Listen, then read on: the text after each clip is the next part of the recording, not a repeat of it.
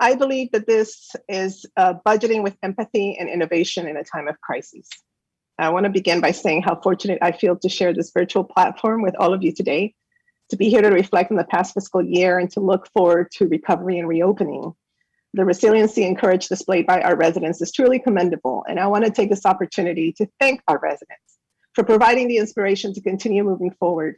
There were many long days and nights that were spent with my staff and my colleagues confronting an unprecedented workload with so many real consequences. But no matter how challenging these days became, I reminded myself of what was really important. All the residents we lost to this dreadful disease, all the residents whose lives have been forever changed by this disease, and all those residents who were able to assist despite the challenges that we faced. I want to thank my office staff, my Chief of Staff, Roland Ikeloa, my Deputy Chief of Staff, Berta Sersosimo, Craig Wilson, who is one of my right hand, and Ben Price, who always holds the fort, for their unwavering support and dedication to this work. Our central staff and executive staff for going above and beyond before and during this pandemic. And of course, I want to thank you, Council President Hucker, Vice President Albornoz, Council Members Glass, Friedson, Rice, Reamer, Katz, and Jawando, for embodying the spirit of public service. Although the council office building was closed, we were able to hear from our residents virtually about their views on the budget in multiple languages, building upon our efforts from the last budget cycle to ensure that our residents could still interact with us, even though they could not join us physically. I hope that we can continue to build upon this format that has allowed for more diverse participation in our budget deliberations. I also want to thank the county executive for his budget recommendations, many of which are aligned with several of my priority areas. As a council, we were able to make sensible adjustments, which we believe puts us in prime position to rebound from the effects of this pandemic. As chair of the Government's Operation and Fiscal Policy Committee, I'm proud that despite our challenges, the county has been able to retain its AAA bond rating. Our county reserves now will be at 9.6% with a clear path towards reaching 10% as mandated in our fiscal plan by FY24. It has not been easy. Initial revenue projections were bleak, and throughout the course of the pandemic, it was not abundantly clear if we would be able to sustain a budget that would allow us to meet the critical needs and maintain our investments in strategic areas of the county. While this budget is better than what I anticipated, we must remember that our economy is just now starting to open up, and therefore uncertainty remains. Next fiscal year may or may not be better. So we must have realistic expectations and adjust accordingly. I am pleased that we were able to work in our GO committee with my colleagues and the executive to strengthen our public elections fund by funding and liaison and administrative assistant positions in the Office of Consumer Protection. I'm also proud of this committee's work in advancing the process of finalizing new reimbursement formulas that provide a more equitable share of tax revenue for municipalities that provide services like road maintenance, public safety, transportation. We were able to fully fund MCPS at Montgomery College, of course, under the able leadership of Councilmember Rice.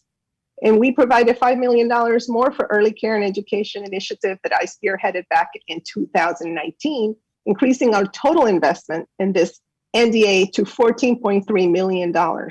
Such an important investment, given that we are about to start opening back again, and so many parents need to rely on quality, affordable, and accessible childcare. Also, I am so proud of the investments that we have made in our racial equity and social justice process. This is a legislation that now is alive and well. And I'm particularly pleased that the County Executive Montgomery County Board of Education are beginning to be intentional about using this lens to craft their budgets. I'm pleased that we were able to provide additional resources and personnel for the Office of Racial Equity and Social Justice. Also, one of the really important areas, of course, is economic development. And I'm pleased that the adoption of the Economic Development Platform has served as a framework for many of our work here on the council. Two of the pillars of that platform, housing and transportation, are well represented in this budget. And I really do appreciate the leadership of Councilmember Hucker as well as Councilmember Reamer in making sure that those priorities remain.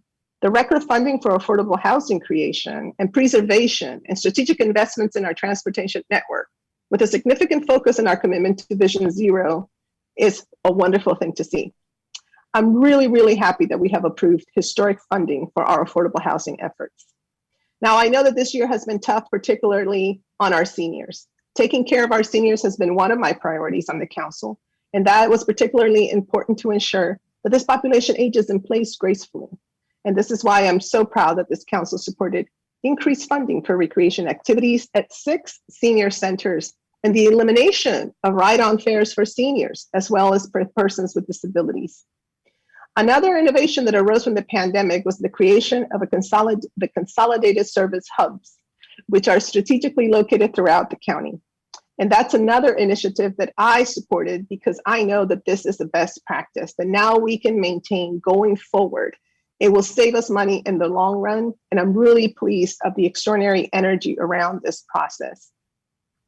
I also want to say that this budget does respond boldly and robustly to the challenges we faced, reaching many of our residents during the COVID-19 pandemic by funding multicultural communications upgrades and units that will make us more responsive to our residents now and in the future. We made investments that will allow us to continue to upgrade the county's technology infrastructure, which will help us to seamlessly adapt to the future demands for connectivity.